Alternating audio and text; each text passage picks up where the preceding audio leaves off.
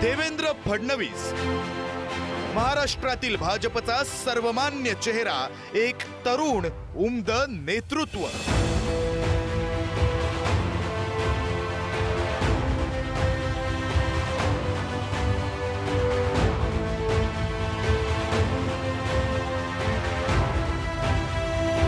दोन 2014 ते 2019 या कालावधीत मुख्यमंत्री पदाची धुरा यशस्वीपणे सांभाळल्यानंतर डिसेंबर 2024 मध्ये त्यांचं मुख्यमंत्रीपदी पुनरागमन झालं।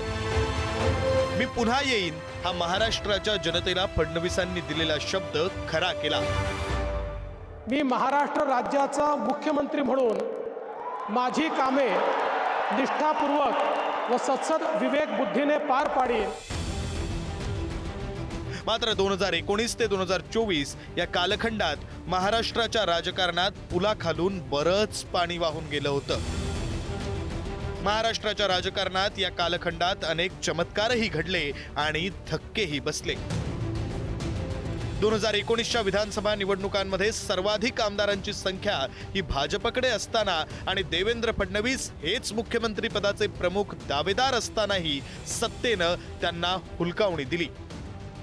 शिवसेना भाजप युतीला कौल असतानाही राज्यात उद्धव ठाकरे, शरद पवार आणि काँग्रेसनं महाविकास आघाडीचा प्रयोग केला आणि उद्धव ठाकरेंकडे मुख्यमंत्रीपद गेलं।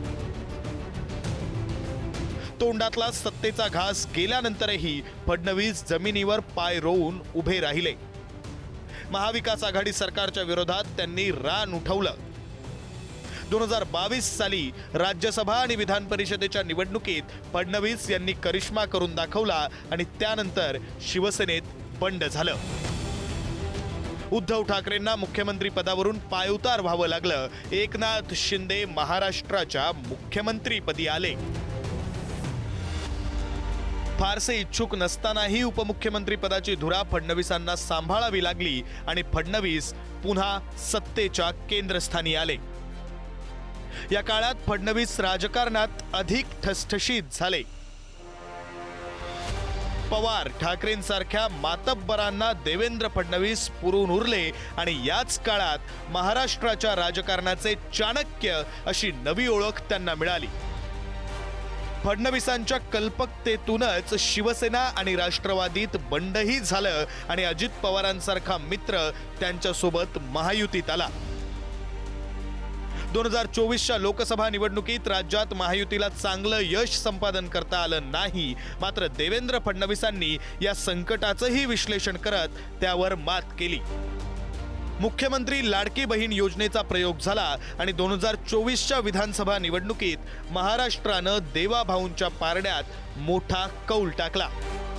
महायुती एकत्र लढलेल्या निवडणुकीत भाजपचे 132 आमदार निवडून आले आणि मुख्यमंत्री पदाची धुरा आपसुकपणे देवेंद्र फडणवीसांकडे गेली। भाजप विरोधकांना ही मोठी चपराक होती। निवडून येऊनही मुख्यमंत्री पद मिळालं नाही आणि त्यानंतर मोठ्या पक्षाचे नेते असूनही उपमुख्यमंत्री पद स्वीकारावं लागलं।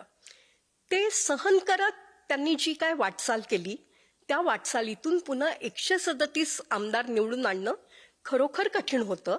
लोकसभा निवडणुकीचे जे निकाल लागले होते त्यानंतर राजकीय भाकीतं पण सुरू झालेली होती की आता देवेंद्र फडणवीस यांचं नशीब काही त्यांना साथ देत नाही। त्यांना दिल्लीत कुठेतरी एखादा मनसबदाराचं कामगिरी करावी लागेल। पण तसं काही झालं नाही, कारण लोकांना चांगलं काम करणाऱ्या या तरुण नेत्याबद्दल कुठेतरी सहानुभूती देखील असावी। नागपुरात संघाच्या मुशीत तयार झालेल्या देवेंद्र फडणवीसांनी दुसऱ्या टर्मचा पदभार स्वीकारला आणि त्यांच्या कामाचा झंझावात पुन्हा एकदा सुरू झाला। तरुण, आश्वासक, अभ्यासू आणि दूरदृष्टी असणारं नेतृत्व अशी देवेंद्र फडणवीसांची ओळख। महाराष्ट्राबाबत त्यांचं असलेलं विजन आणि त्यासाठी ते घेत असलेल्या कष्टाचं कौतुक विरोधकही करतात। महाराष्ट्राचा कायापालट करण्याचं आणि देशात महाराष्ट्राचं नाव उंच करण्याचं स्वप्न मनाशी बाळगून फडणवीसांचा महाराष्ट्र मॉडेल उभं करणाऱ्या दुसऱ्या टर्मचा प्रवास सुरू झाला। शपथ घेतल्यापासून देवेंद्र फडणवीसांनी कामाचा आणि निर्णयाचा धडाका सुरू केला। सर्वात पहिल्यांदा प्रशासन आणि मंत्रिमंडळ कार्यक्षम करण्यासाठी त्यांनी पुढाकार घेतला। प्रशासन गतिमान करण्यासाठी 100 दिवसांचा ऍक्शन प्लॅन. 100 दिवसांच्या प्लॅन नंतर 150 दिवसांचा कार्यक्रम निश्चित. विजन महाराष्ट्र 2047 3 टप्प्यात राबवण्याची घोषणा. मंत्री परफॉर्मन्स ऑडिटची निश्चिती, मंत्र्यांवर जबाबदारी निश्चिती. प्रशासन डिजिटल आणि ई गव्हर्नन्स करण्यास प्राधान्य. सरकारवरील खर्च कमी करण्यासाठी काही जुन्या योजनांना कात्री. दीर्घकालीन धोरण, पारदर्शकता आणि लोकाभिमुख विकासावर भर. लाडकी बहीण योजनेचा बोजा आणि कर्जबाजारी अर्थव्यवस्थेला उभारी देण्याचा प्रयत्न यातून होताना दिसतोय. 3 महत्वाचे ध्येय त्यांनी आमच्या समोर मांडलेत, सगळ्या पूर्ण ब्युरोक्रेसी समोर मांडलेत. एक म्हणजे की इन्फ्रास्ट्रक्चर लेड ग्रोथ, म्हणजे पायाभूत सेवा चांगल्या करणं, त्याच्या बेसिसवर जो ग्रोथ होईल ते एक महत्वाचा एक टप्पा आहे. दुसरं म्हणजे पॉलिसी लेड इंडस्ट्रियलायझेशन, म्हणजे आज आपण जेव्हा इंडस्ट्रीला आणतो, आज सर्वात महत्वाची गोष्ट अशी की प्रत्येक इंडस्ट्री ओव्हरनाईट चेंज होते. नवीन नवीन टेक्नॉलॉजी येत आहेत, नवीन गोष्टी येत आहेत आणि त्या गोष्टींना we have to keep pace with it. आणि ते करण्यासाठी आपल्याला व्यवस्थित पॉलिसीज आणि त्या पटकन आणणं गरजेचं आहे. आणि तिसरी गोष्ट म्हणजे टेक लेड गव्हर्नन्स, म्हणजे टेक्नॉलॉजीच्या माध्यमातून लोकांना कसं आपण चांगल्या अजून सुविधा देऊ शकतो. या 3 गोष्टींवर त्यांचं पूर्ण पुश आहे आणि ते आम्ही एक्झिक्यूट करण्याचा प्रयत्न करतो. गेल्या 1-2 वर्षाच्या काळात महाराष्ट्रातील उद्योग परराज्यात जात असल्याचा कांगावा विरोधकांनी केला. वास्तव मात्र त्याच्या विपरीत असल्याचं आकडेवारीवरून स्पष्ट होतंय. देश पातळीवर येत असलेल्या परकीय गुंतवणुकीत महाराष्ट्र देशात पहिल्या क्रमांकावर आहे. अर्थव्यवस्था सक्षम करण्यासाठी, परदेशी गुंतवणूक, उद्योग क्षेत्रात वाढ करण्यासाठी मुख्यमंत्री देवेंद्र फडणवीस सातत्यानं कार्यरत असल्याचं दिसतंय. 2024-25 आर्थिक वर्षात 1,64,575 कोटींची परदेशी गुंतवणूक महाराष्ट्रात. देशातील परदेशी गुंतवणुकीत 40% वाटा एकट्या महाराष्ट्राचा. देशातील सर्वाधिक परदेशी गुंतवणूक महाराष्ट्रात, महाराष्ट्र पहिल्या क्रमांकावर. Semiconductor, electronics, steel, metal, greenfield chemical, electric वाहनं, अंतराळ, संरक्षण उद्योग या क्षेत्रात मोठी गुंतवणूक. सरकार जे निर्णय घेत आहे ते उद्योगाच्या दृष्टीने अतिशय चांगले आहेत आणि ते निर्णय मराठवाडा स्तरावरती आणि महाराष्ट्र स्तरावरती असा जर आपण विचार केला तर शेंद्रा बिडकीन MIDCमध्ये EV हब करण्याचा जो त्यांचा निर्णय आहे की इलेक्ट्रिक याच्यावर चालणारी आणि हायब्रिड व्हेकल्स याचा हब हा बिडकीनमध्ये व्हावा, हा पहिला निर्णय जो या सरकारने घेतलेला आहे आणि त्या दृष्टीने ते प्रयत्न करत आहेत. त्याचा फायदा मराठवाड्याला नक्की मिळणार आहे. आणि याचं जी बॅकग्राऊंड आहे ती टाटा म्हणजे टोयोटा किर्लोस्कर मोटरनी इथे येण्याचा निर्णय घेणं, त्यानंतर मग MG मोटर्सनी म्हणजे JSWनी इथे येण्याचा निर्णय घेणं, एथर एनर्जीनी इथे इन्व्हेस्टमेंट करण्याचा निर्णय घेणं, ही बॅकग्राऊंड जरी असली तरी आता या इन्व्हेस्टमेंट येत आहेत तर इथे EV हब निर्माण करावा, ही सरकारचा निर्णय अतिशय योग्य आहे. याच्या दृष्टीने स्किल डेव्हलपमेंट, उद्योग येतील पण त्यांना जर स्किल्ड मॅनपॉवर नाही मिळाली तर ही स्किल्ड मॅनपॉवर निर्माण करण्याकरता गेल्या 1 वर्षात जे विविध स्तरावर निर्णय घेतले गेलेत या निर्णयांचाही अतिशय मोठा फायदा अगदी पुढच्या 2-3 वर्षात नाही पण भविष्यात निश्चितपणे आपल्याला होणार आहे. दावोस समिटला गेलो तेव्हा आम्ही एक नवीन उच्चांक गाठला. साधारण 16 लाख कोटी रुपयाची इन्व्हेस्टमेंट आम्ही आणली. आणि ह्याचं कारण फार सोपं आहे की जेव्हा देवेंद्रजींनी मुख्यमंत्रीपदी ते आले तर इन्व्हेस्टरचा कॉन्फिडन्स एकदम वाढला, कारण सगळ्यांना त्यांची कार्यपद्धती माहिती आहे, त्यांचा सहज असा स्वभाव, त्यांची दृढता, त्यांची निर्णय घेण्याची क्षमता आणि सर्वात महत्वाचं म्हणजे की त्यांची इंटिग्रिटी आणि क्रेडिबिलिटी जी आहे ॲज अ लीडर, हे फार महत्वाचं आहे. आणि त्याच्यानंतर असं विकासाचा एक नवीन पर्व सुरू झालं महाराष्ट्रात. पण महिला उद्योजकांच्या दृष्टीने किंवा उद्योजकांच्या दृष्टीने वेगवेगळ्या स्कीम्स आलेल्या आहेत की ज्याचा उपयोग जास्तीत जास्त लोकांनी करावा असं मला वाटतं. एक पहिली गोष्ट, पूर्वी होतच PMEGP स्कीम, ती आता CMEGPच्या माध्यमातून, चीफ मिनिस्टर रोजगार योजनेच्या माध्यमातून DIC तर्फे तुम्हाला कर्ज मिळू शकतं. कुठल्याही उद्योजकाला मिळू शकतं, परंतु महिला उद्योजकांना ते लगेचच ओके होतं. तुम्हाला दुसरी गोष्ट म्हणजे मी तर म्हणेन लाडकी बहीण योजना ही जी आली त्याच्याकडे तुम्ही पॉझिटिव्ह दृष्टिकोनातून बघा. त्या लाडकी बहीण योजनेतून एखादी छोट्यात छोटी उद्योगिनी घरच्या घरी व्यवसाय सुरू करते.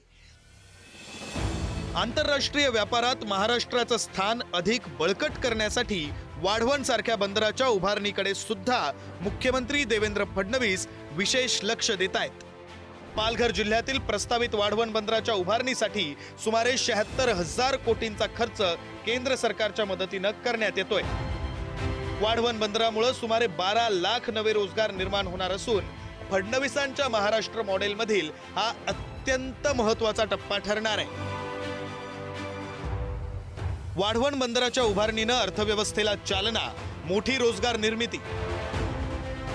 मोठ्या डीप सी बंदरांपैकी वाढवण बंदराच्या उभारणीसाठी जोरदार प्रयत्न. महाराष्ट्राला पोर्ट हब करण्यासाठी मोठ्या कंपन्यांसोबत सामंजस्य करार. राज्याला लाभलेल्या समुद्रकिनाऱ्याचा वापर करून आर्थिक समृद्धी आणण्याचा मुख्यमंत्री फडणवीसांचा प्रयत्न आहे.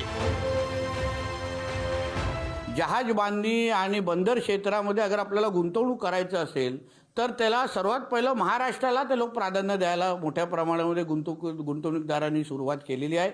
2 महत्त्वाचे कामं जे आम्ही आज बंदर सेक्टरमध्ये करतोय ते म्हणजे वाढवण बंदर, ज्याच्यामुळे आपण बंदर ह्या क्षेत्रामध्ये जगभरामध्ये पहिल्या 5 क्रमांकामध्ये भारत देश येणार आणि तो वाढवण बंदर आपल्या महाराष्ट्रामध्ये येतोय. आणि आदरणीय देवेंद्र फडणवीस साहेबांच्याच प्रयत्नामुळे हा वाढवण बंदर आपल्याकडे आला. यासोबत सर्वात महत्वाचं म्हणजे राज्यातील औद्योगिक, सर्वसामान्य आणि शेतकऱ्यांचे वीज दर देवेंद्र फडणवीस यांनी कमी करण्याचा विडा उचललाय. 300 युनिट पर्यंत वापर असणाऱ्यांच्या बिलात 10% कपात करण्याचा महत्वाचा निर्णय फडणवीस सरकारनं एका वर्षात घेतलाय.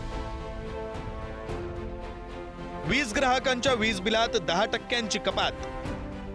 2029 पर्यंत वीज दरात 26% कपातीची योजना. औद्योगिक वीज दरही 11% कमी होणार. शेतकऱ्यांना 12 तास मोफत विजेसाठी नियोजन. कृषी पंपासाठी 100% सौर ऊर्जेचा वापर.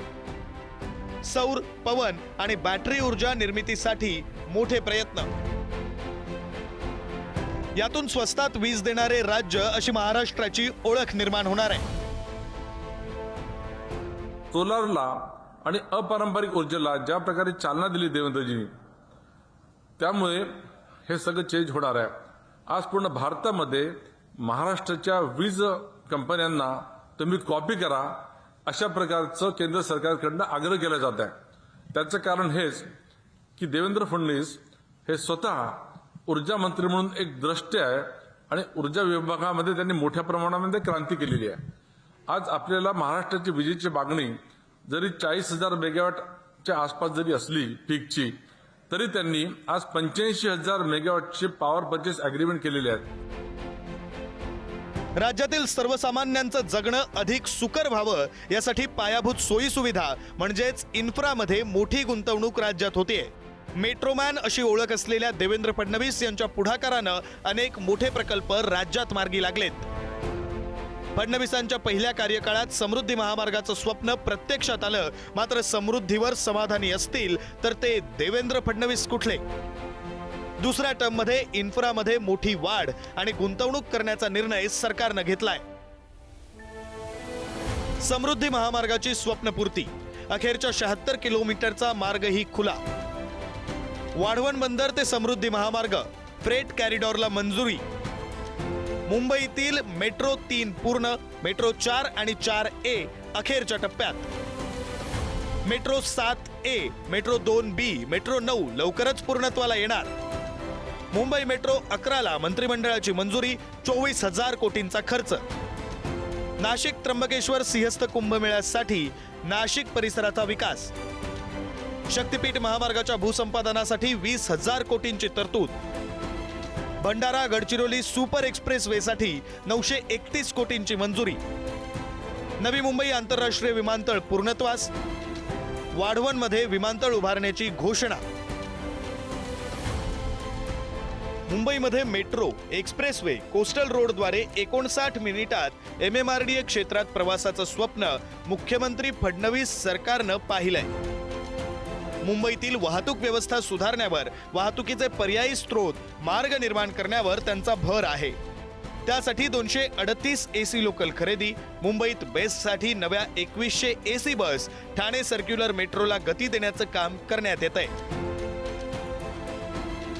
मला वाटतं महाराष्ट्र विकासाच्या मॉडेलमध्ये जी पायाभूत सुविधांच्या उभारणीवरती आणि विशेषतः मेगा इन्फ्रास्ट्रक्चर प्रोजेक्टच्या उभारणीवरती जो भर देण्यात आलाय आणि तो नुसतंच त्याचं नियोजन किंवा सुरुवात करणं नाही तर वेळेमध्ये ते प्रोजेक्ट पूर्ण करून लोकांना त्याचा फायदा होईल यासाठी प्रयत्न करणं, हा जो भाग आहे तो महाराष्ट्र विकासाच्या मॉडेलमधला महत्वाचा भाग आहे. आणि त्याच्यामध्ये आपले माननीय मुख्यमंत्री श्री देवेंद्रजी फडणवीस सर यांचा खूपच मोलाचा वाटा आहे. कारण कोणतेही मेगा इन्फ्रास्ट्रक्चर प्रोजेक्ट करताना त्याचा जेस्टेशन पिरियड मोठा असतो, त्याच्यामध्ये खूप गुंतागुंत असते. अशा वेळेला प्रचंड मोठी राजकीय इच्छाशक्ती आणि राजकीय नेतृत्वाकडून त्या प्रकल्पाला सातत्याने सपोर्ट मिळणं हे फार आवश्यक असतं आणि ते काम फडणवीस सरांनी खूप मोठ्या प्रमाणावर केलं. मुंबई पुणे एक्सप्रेस वेवरील मिसिंग लिंक पूर्णत्वास येतोय आणि त्यामुळं मुंबई पुण्याचा कालावधी हा आणखी कमी होणार आहे. पुणे शहरात मेट्रो 2 आणि 4 तर नागपूर शहरात मेट्रो फेज 2ला पाठबळ देण्यात आलंय. पुरंदर विमानतळासाठी जमीन अधिग्रहणाचे प्रयत्न सरकारकडून सुरू आहेत. सोलापूर अमरावती विमानतळं सुरू झाली आहेत तर शिर्डी विमानतळावर नाईट लँडिंग सुरू करण्यात सरकारला यश आलंय. जळगाव विमानतळावर नव्या टर्मिनलची उभारणी होतीये. मी सांगेन की राज्यात सर्वाधिक विमानतळ म्हणजे विमानसेवा सुद्धा खूप चांगल्या प्रकारे राज्यातली सुरू आहे. देशात सर्वाधिक विमानतळं जर कार्यान्वित कुठं असतील, जर सेवेत असतील ती महाराष्ट्रात आहेत.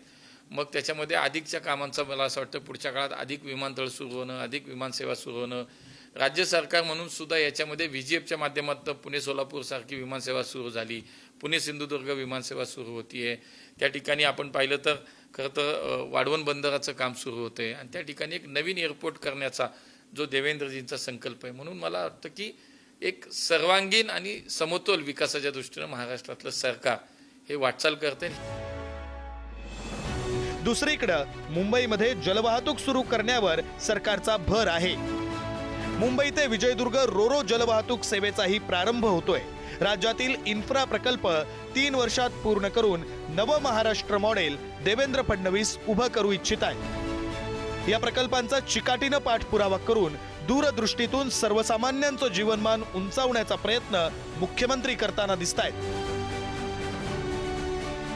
मुंबई वॉटर मेट्रो हा प्रकल्प कोची वॉटर मेट्रोच्या धर्तीवर आम्ही मुंबईकरांसाठी आणत आहोत, जेणेकरून मुंबईमध्ये राहणाऱ्या आमच्या मुंबईकरांना एका नरिमन पॉईंट टू वर्ली ते दहिसर हे सगळे जे काही जलवाहतुकीचे विविध रूट आहेत, असे 8 विविध रूट आम्ही लोकांनी आयडेंटिफाय केले आहे. त्याचा DPR आमच्या डिपार्टमेंटला कडे आलेला आहे. डिसेंबर 2026 पर्यंत ह्याचे 2 रूट आम्ही चालू करण्याच्या तयारीमध्ये आहोत. केवळ शहरांचा विकास हेच मुख्यमंत्री देवेंद्र फडणवीसांच्या अजेंड्यावर नाही तर ग्रामीण भागात गडचिरोली सारख्या नक्षलग्रस्त भागाचा कायापालट करण्याचं स्वप्न त्यांनी उराशी बाळगलंय. गडचिरोलीची स्टील हब अशी ओळख निर्माण करण्यासाठी मुख्यमंत्री प्रयत्नांची पराकाष्ठा करतायत. गडचिरोलीमध्ये उच्च दर्जाच्या आयर्न ओरचे साठे, जिल्ह्यात प्रचंड खनिज संपत्ती. गडचिरोलीमध्ये बांबू इंडस्ट्रियल पार्क उभारणी. उद्योगांना आकर्षित करण्यासाठी विशेष औद्योगिक धोरण. 1500 कोटींचं नक्षलग्रस्त भाग विकास पॅकेज.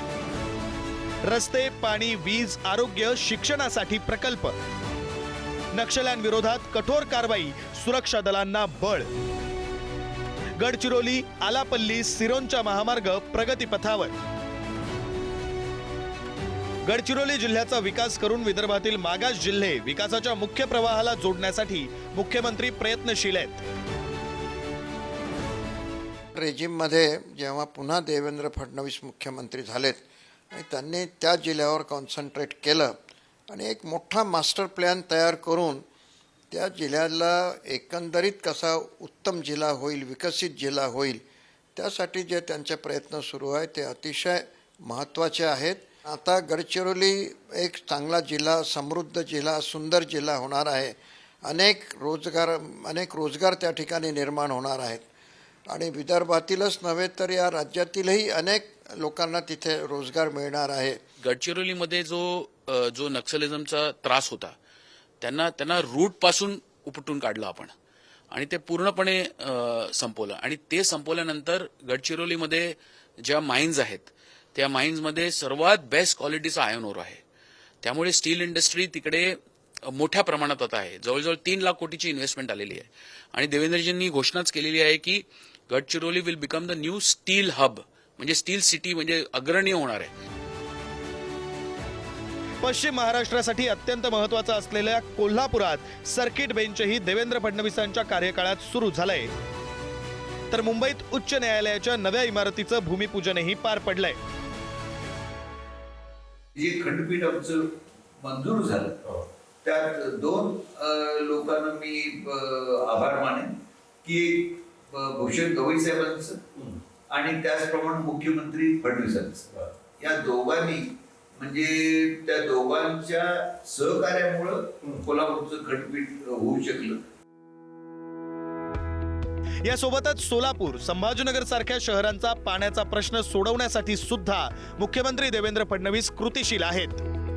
सिंचनाच्या क्षेत्रातही 1 वर्षाच्या काळात फडणवीस सरकारनं मोठ्या उपाययोजना केल्यात. राज्यात 5 मोठ्या प्रकल्पांची घोषणा. मराठवाडा ग्रीड 2, विदर्भ लघुसिंचन मिशन, गोदावरी प्रवरा लिंक विस्तार योजनांचा समावेश. पश्चिम महाराष्ट्र लिफ्ट सिंचन आणि कोकणात 7 नव्या लघु बांध प्रकल्पांची घोषणा.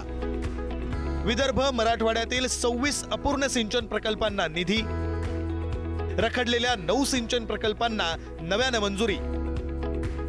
Gosekhurd, lower Warna, Nira Deodhar, lower Panjhara, Ujani backwater, lift सिंचन, रेपे मावळ, पावना बंधारे ही कामं अंतिम टप्प्यात. कृषी क्षेत्रासह पाणी व्यवस्थापनात डिजिटल मॉनिटरिंग, एआयचा वापर व्हावा यासाठी देवेंद्र फडणवीस आग्रही आहेत. जलस्वराज्य अभियान, नवीन पाणी वळवण प्रकल्पांवर दुसऱ्या टर्ममध्ये भर देण्यात येतोय. राज्याच्या दुष्काळी भागात पाणी आणून संपूर्ण महाराष्ट्र सुजलाम सुफलाम करण्यासाठी फडणवीस सरकारकडून काम होताना दिसतंय.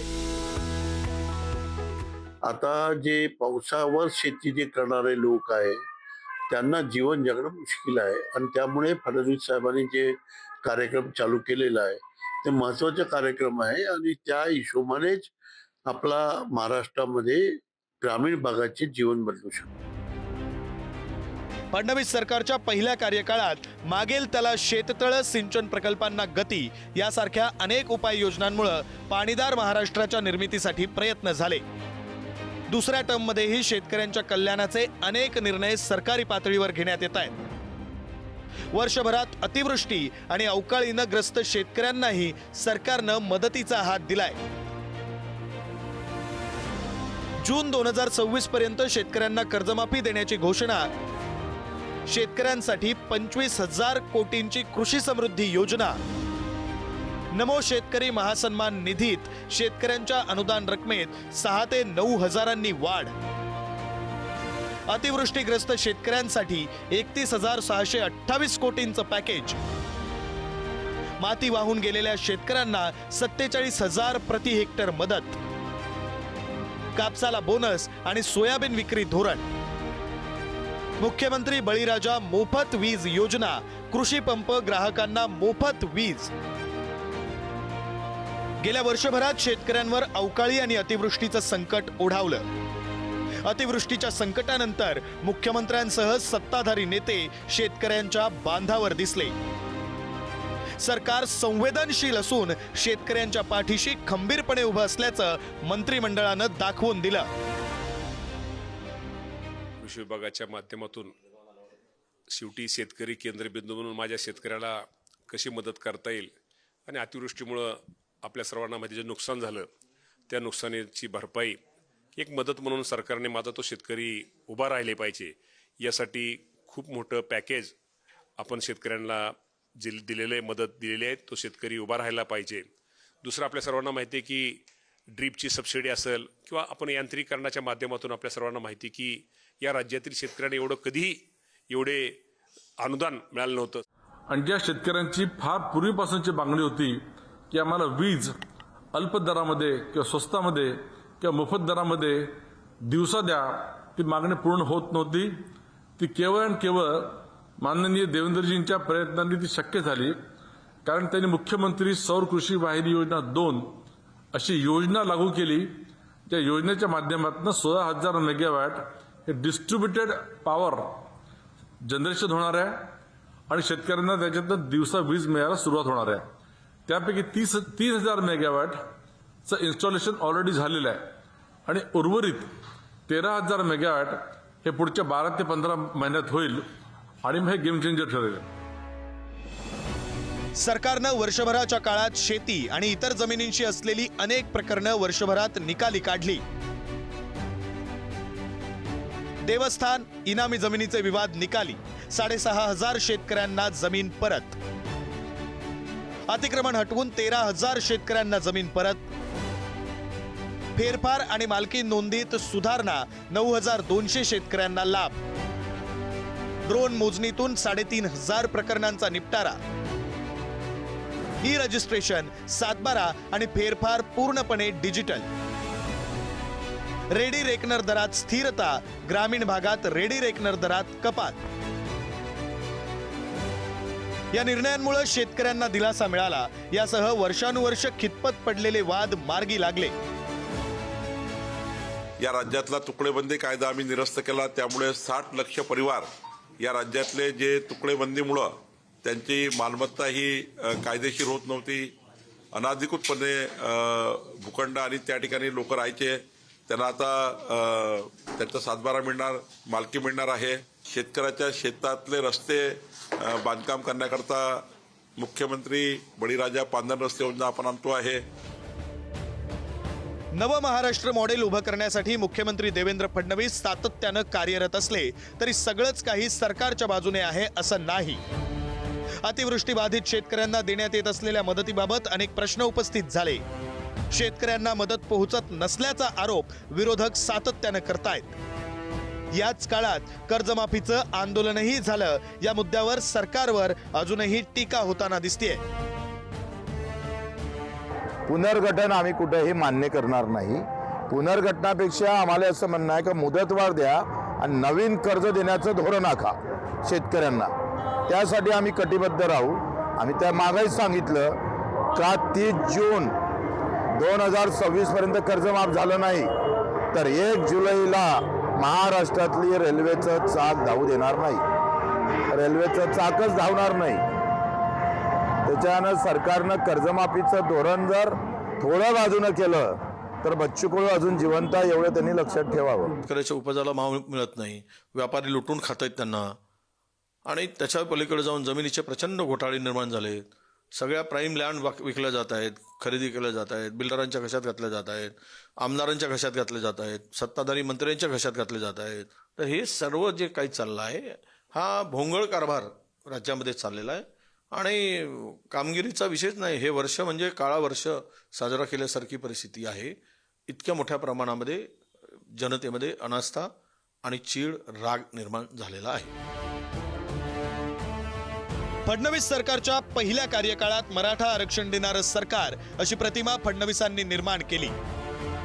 सुप्रीम कोर्टानं आरक्षण स्थगित केल्यानंतरही शिंदे सरकारच्या काळात मराठा समाजाचं मागासलेपण सिद्ध करत नव्यानं 10% आरक्षण घोषित करण्यात आलं. मात्र तरीही आरक्षणाच्या लढ्यांना सरकारला आजही तोंड द्यावं लागतंय.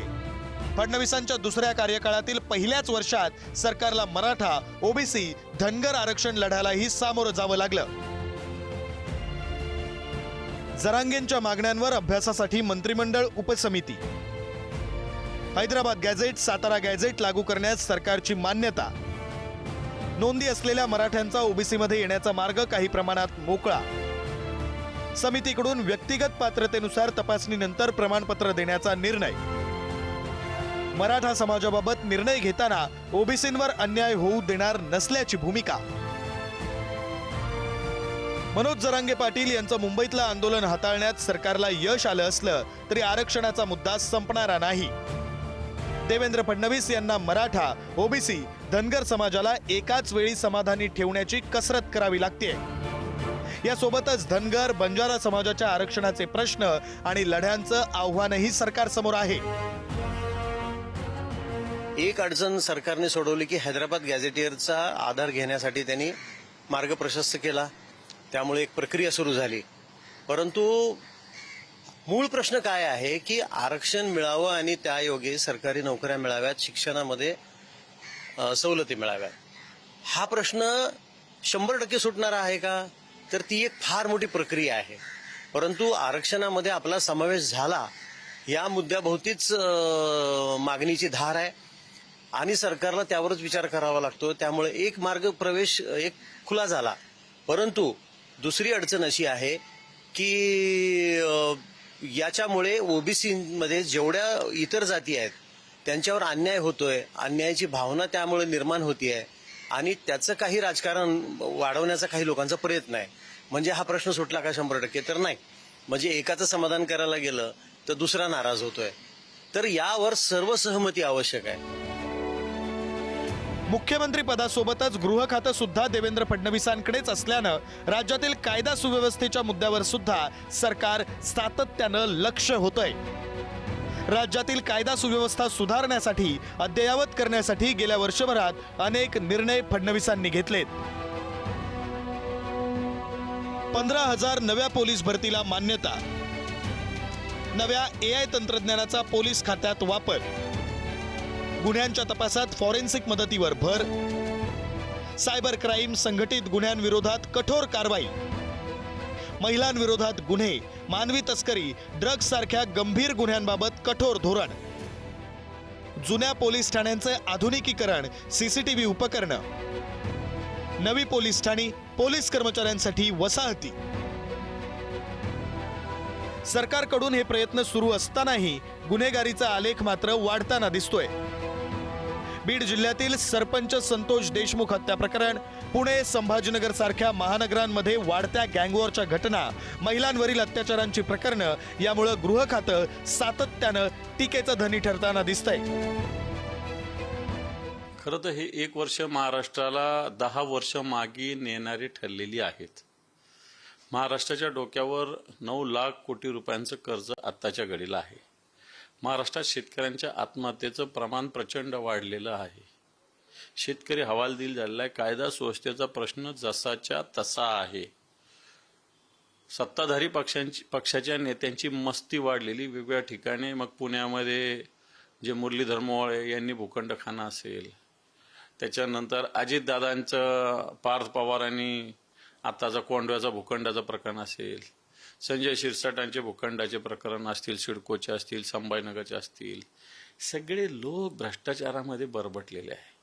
आणि म्हणून 1 वर्षामध्ये या राज्याला देवेंद्र फडणवीसांनी काय दिलं असेल तर महाराष्ट्राच्या जनतेच्या डोक्यावर कर्ज, प्रचंड भ्रष्टाचार आणि महाराष्ट्राची लूट, एवढंच या 1 वर्षात झालेलं आहे. हे बघा, बीडचं प्रकरण झालं त्याला बरोबर आता 1 वर्ष झालेलं आहे या आठवड्यातच. आणि त्याच्यामुळे तो विषय परत एकदा चव्हाट्यावर आलाय किंवा राजकीय चर्चेमध्ये आलाय की हे काय सगळं आहे. आणि महाराष्ट्रामध्ये अशी इतकी भयानक घटना घडली, त्याच्यानंतर वर्षभरांनी सुद्धा काही ठोस असं काही होत नाही. तर देवेंद्र फडणवीस गृहमंत्री असल्यामुळे त्यांच्यासमोर हे आव्हान आहे की महाराष्ट्रातली कायदा आणि सुव्यवस्था ही कंट्रोलमध्ये आहे किंवा आपण त्याच्यावर पूर्ण सुधारली आहे वगैरे वगैरे. तर त्याच्यामध्ये एक डॅमेज त्यांना बीडच्या या प्रकरणामुळे होतोय. पण राजकीय परिस्थिती सध्या तुम्ही महाराष्ट्रातली बघितली तर असं चित्र आहे की त्याच्यामध्ये तुम्हाला 2 पक्ष बरोबर घेऊन चालावं लागतंय. आणि त्यातला राष्ट्रवादी पक्ष आहे, त्याच्यामध्ये धनंजय मुंडे हे किती ऍक्टिव्ह होते किंवा किती आक्रमक आणि मोठे नेते बीडमधले आहेत हे माहीत असल्यामुळे, आणि त्यांच्या जवळची माणसं या सगळ्या प्रकरणात असल्यामुळे काही लिमिटेशन्स पॉलिटिकल आहेत असं त्यात दिसतंय. विकसित महाराष्ट्र 2047च्या दिशेनं मुख्यमंत्री देवेंद्र फडणवीस पावलं टाकतायत. महाराष्ट्राच्या विकासाचं नवं मॉडेल दुसऱ्या टर्ममध्ये उभारण्याचा त्यांचा मानस आहे. असं सगळं असतानाही राज्यातील अनेक प्रश्नांना त्यांना सामोरं जावं लागतंय. उपमुख्यमंत्री एकनाथ शिंदे आणि अजित पवार यांच्या पक्षांना सोबत घेऊन महायुती सरकारची वाटचाल सुरू आहे. सरकारमधील अनेक मंत्र्यांवर भ्रष्टाचाराचे आरोप होत आहेत. उपमुख्यमंत्री अजित पवार यांचे पुत्र पार्थ पवारांवर जमीन घोटाळ्याचे झालेले आरोप, पुणे जैन बोर्डिंग प्रकरणी पुण्याचे खासदार आणि केंद्रीय राज्यमंत्री मुरलीधर मोहोळांवर झालेले आरोप, फलटण महिला डॉक्टर आत्महत्या प्रकरणी माजी खासदार रणजित निंबाळकरांवर दबावाचे आरोप, यासोबतच शिंदेंच्या शिवसेनेचे मंत्री संजय शिरसाट, खासदार संदीपान भुमरे, राज्यमंत्री योगेश कदमांवरील आरोप असा हा आरोपांचा पट मोठा आहे. देवेंद्र फडणवीस यांची प्रतिमा स्वच्छ असली तरी भ्रष्टाचार विरहित पारदर्शक सरकार हे जनतेत ठसण्यासाठीचे प्रयत्न गरजेचे असल्याचं मानण्यात येतंय. आपण वारेमाप घोषणा करायच्या, निवडणुकीच्या आधी महिलांना पैसे वाटायचे, निवडून जायचं, हा फॉर्मॅट होत जाईल का काय अशी चिंता वाटायला लागते. आणि त्यातनं कुठंतरी सरकार आणि जनता यांचं थेट नातं आहे का? डेमोक्रेसीमध्ये लोकांसाठीचं लोकांनी केलेलं राज्य ह्या प्रकारची जी संकल्पना आहे, तर हे लोकांना आपलं राज्य वाटतंय का, ही 1 वर्ष आल्यानंतर खरी चिंता. आणि भ्रष्टाचाराच्या प्रकरणांमुळे या सरकारची प्रतिमा हळूहळू खराब होत चालली. आणि फडणवीसांच्या बाबतीत म्हणाल, तुम्ही जे म्हणालात, डोकेदुखी नव्हे. जसं मनमोहन सिंग 10 वर्ष होते पंतप्रधान, 4 ते 14, 4 ते 9 मध्ये त्यांची प्रतिमा स्वच्छ अशी होती आणि 9 ते 14 मध्ये भ्रष्टाचारांना पाठीशी घालणारे अशी होत गेली, तशी प्रतिमा हळूहळू फडणवीस यांची होत चालली आहे. बीडमधील मस्साजोगचे सरपंच संतोष देशमुख हत्या प्रकरणामुळे राजकारण आणि गुन्हेगारांचं साटलोटं बाहेर आलं. पहिल्याच वर्षाच्या काळात धनंजय मुंडे यांना त्यांच्या मंत्रिपदाचा राजीनामा द्यावा लागला. या प्रकरणातील आरोपी कृष्णा आंधळेला शोधण्यात अद्यापही यश आलेलं नाही. यासोबत महायुतीतील तिन्ही नेत्यांमध्ये असलेला विसंवाद, सत्ताधारी वाचाळवीरांमुळे उद्भवणारे वाद, अंतर्गत संघर्ष यावर मुख्यमंत्री देवेंद्र फडणवीस यांना मात करावी लागते. आक्रमक विरोधक मतचोरी आणि निवडणूक आयोगाला लक्ष्य करत सर्वसामान्य मतदारांमध्ये नवा नरेटिव्ह निर्माण करण्याचा प्रयत्न करतायत. स्थानिक स्वराज्य संस्थांच्या निवडणुकांमध्ये महायुती आणि विरोधक यांच्याशी असलेला संघर्ष यशस्वी करत भाजप पहिल्या क्रमांकाचा पक्ष राखण्यासाठी मुख्यमंत्री फडणवीस मैदानात असल्याचं पाहायला मिळतंय. त्यामुळेच देवेंद्र फडणवीसांनी घेतलेल्या निर्णयांची यादी जशी मोठी आहे, तशीच त्यांच्या समोरच्या आव्हानांचीही यादी मोठी असल्याचं सांगण्यात येतंय. गेलं 1 वर्ष त्यांची ही कसरत करण्यातच गेलेलं दिसतंय. कुठेतरी गुंतवणुकीचे मोठे प्रस्ताव येत आहेत, त्याला ते मान्यता देत आहेत, आणि दुसरीकडे स्वतःच्या सहकार्यांच्या काही आरोपांवर त्यांना जे काय सहन करावं लागतंय त्यावर पांघरूण घालत घालत पुढे जाण्याची अतिशय किचकट कामगिरी गेल्या 1 वर्षात त्यांना पार पाडावी लागते. या सगळ्या आव्हानांचा मुकाबला करतानाही देवेंद्र फडणवीसांनी कार्यक्षमतेचा ठसा महाराष्ट्रावर उमटवलाय. 2014 नंतरच्या काळात देवेंद्र फडणवीस यांनी त्यांच्या कर्तृत्वानं राज्याच्या राजकारणात मोठं स्थान मिळवलेलं आहे. स्वच्छ प्रतिमा, ऊर्जावानस दूरदृष्टी असणारं, अनेक महत्वाकांक्षी योजना, प्रकल्प तडीस नेणारं नेतृत्व अशी देवेंद्र फडणवीसांची प्रतिमा निर्माण झाली आहे. देवेंद्र फडणवीस यांनी त्यांच्या कामाच्या झपाट्यामुळे एक वेगळी छाप महाराष्ट्राच्या राजकारणात निर्माण केली. समृद्धी महामार्ग, मेट्रो सारखी अनेक नवी स्वप्न देवेंद्र फडणवीसांनी महाराष्ट्रासाठी पाहिली आणि ती पूर्णत्वास आणली. या स्वप्नात येत्या काळात आणखी भरच पडणार आहे. या सगळ्यात नजीकच्या भविष्यात राज्य आणि केंद्रीय पातळीवर बदलणारं राजकारण, नव्या संधीही देवेंद्र फडणवीसांपुढे असतील हे निश्चित. देवेंद्र फडणवीस, मी तुम्हाला सांगतो की मला आज त्यांचं एक कसं आहे अभ्यास होतो. म्हणजे त्यांनी म्हणजे एक तर काय की ती स्वतः वकील आहे, त्यामुळे प्रत्येक प्रश्नाची जाण करून घेतात. तर त्यामुळं as a administrator he is very good. आज फक्त काय होतं तुम्हाला सांगू, त्यांना म्हणजे बहुजन समाजाचा नाही म्हणून काही लोक विरोध करतात. ते चुकीचं आहे. पण मी तुम्हाला सांगतो की आज चांगलं शासन चालण्याबाबत म्हणजे देवेंद्रांचा हात कोणी धरणार नाही कदाचित. म्हणजे मला असं वाटतंय की ते आता इथं मुख्यमंत्री म्हणून आहेत, केंद्रात मंत्रीपद त्यांना मिळेल. विकासाची नवी स्वप्न पूर्णत्वास आणून नव महाराष्ट्र मॉडेल देश पातळीवर उभं करण्याचा मुख्यमंत्री देवेंद्र फडणवीसांचा मानस आहे. 2014च्या निवडणुकांपूर्वी अशाच प्रकारे गुजरात मॉडेलची चर्चा देशभरात झाली होती. त्यातून नरेंद्र मोदी हे नेतृत्व देशाला लाभलं. देवेंद्र शासन 2.0 मधून असाच एक विकसित महाराष्ट्र मुख्यमंत्री देवेंद्र फडणवीस यांना साकारायचा आहे. राज्याच्या राजकारणात चाणक्य ठरलेले देवेंद्र फडणवीस हे नरेंद्र मोदी यांच्यासारखा मार्ग चोखाळत केंद्रात देशाचं नेतृत्व करतील अशी आशा अनेकांना आहे. पंतप्रधान नरेंद्र मोदी यांच्याप्रमाणेच देवेंद्र फडणवीसांच्या रूपात भविष्यात मराठी पंतप्रधान पाहण्याचं महाराष्ट्राचं स्वप्न पूर्णत्वास गेलं तर आश्चर्य वाटायला नको.